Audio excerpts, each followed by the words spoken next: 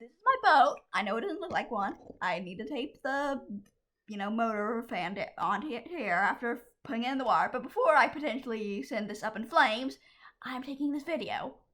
So if you look here, these 4 LED lights here, they light up in accordance to the amount of sound that it's getting, with this being the lowest level at 500, which is the baseline for sound the sensor receives, 600, 700, 800, and then based on the amount of sound that's being detected by this here, that value number, which is labeled as analog value in Arduino, that number is what's being used to determine how fast this fan goes.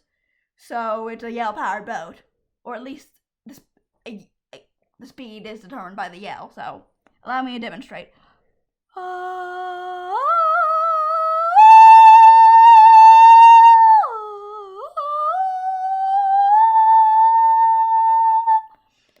And yeah, even blowing air works on it too.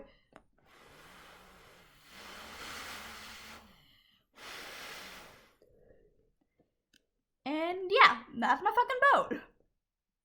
Shit, I shouldn't have cussed.